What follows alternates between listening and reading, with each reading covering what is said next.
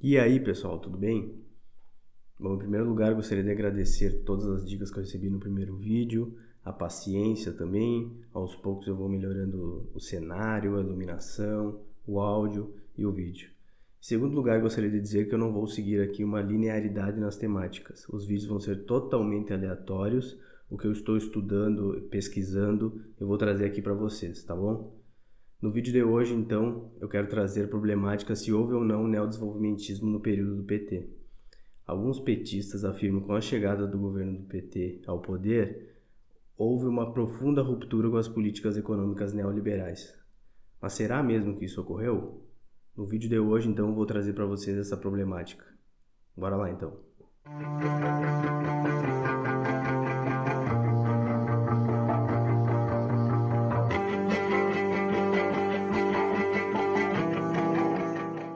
Em primeiro lugar, então, acredito que seja importante trazer aqui o conceito clássico do desenvolvimentismo. Me apoiando aqui no professor Pedro Fonseca, que é um especialista na área, o desenvolvimentismo pode ser caracterizado da seguinte forma.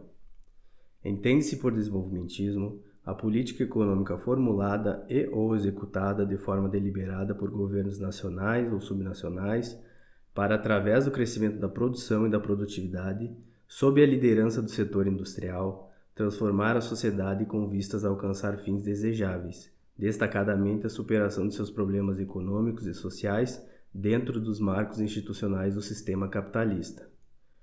Bom, então, quais são os três pilares do desenvolvimentismo clássico? Uma forte intervenção do governo na economia para praticar uma forte política industrial e, para amarrar tudo isso, um projeto nacional que guie toda essa mudança estrutural da economia. Qual é o objetivo geral do desenvolvimentismo clássico, então, que ganha força na América Latina nas décadas de 40, 50 e 60? O objetivo, é claro, fazer uma mudança estrutural na economia nacional, passando de uma economia de produção majoritariamente agrária para uma forte economia industrial. E um dos objetivos claros também é uma melhor inserção internacional nas cadeias produtoras de valor. Seguindo essa ideia de desenvolvimentismo, o Brasil vai completar seu parque industrial na década de 80. Mas esse parque industrial estava basicamente baseado na segunda revolução industrial, ou seja, o chamado paradigma metal, mecânico e químico. Mas nesse mesmo período, profundas transformações no capitalismo ocorreram. O primeiro deles, a ascensão do neoliberalismo. Em segundo lugar, a ascensão de um novo paradigma produtivo, não mais baseado no paradigma metal, mecânico e químico, mas sim na microeletrônica e na revolução informacional. E o terceiro ponto fundamental também é a hegemonia da acumulação financeira, ou seja, a financiarização da economia global. A partir desse grande quadro de mudanças que ocorreram no capitalismo contemporâneo, o Brasil vai passar a adotar toda essa cartilha neoliberal, que vai atravessar todos os anos 90 e início dos anos 2000. Quando o PT chegou ao poder em 2003, com o Operário como presidente, muitos acharam que haveria uma ruptura significativa com as políticas econômicas neoliberais. Mas, como vocês sabem, não foi isso que aconteceu. Lembra da Carta dos Brasileiros? Toda estrutura destinada para a acumulação financeira se manteve. A diferença foram a criação de políticas sociais para uma possível redução de danos. Ou seja, uma espécie de negação de um projeto nacional. No primeiro governo Lula, como vocês bem sabem, houve uma maior abertura comercial, um descontrole maior dos fluxos de capitais internacionais e taxas de juros elevadas. É somente no final do governo Lula I que pacotes de investimentos públicos são efetivados, como o PAC, Programa de Aceleração do Crescimento, e o Minha Casa Minha Vida. É nesse grande contexto, então, que vai surgir a ideia de um possível neodesenvolvimentismo. No contexto nacional, então, vão surgir grandes debates a respeito disso. Duas linhas de frente vão existir. Por exemplo, os novos desenvolvimentistas, encabeçados pelo Bresser Pereira, e os sociais desenvolvimentistas. Mas é possível um neodesenvolvimentismo em uma economia financiarizada? Eu vou trazer aqui para vocês alguns dados da financiarização nesse período. O primeiro indicador é a poupança financeira em relação ao PIB, que mais que dobrou nos últimos 20 anos.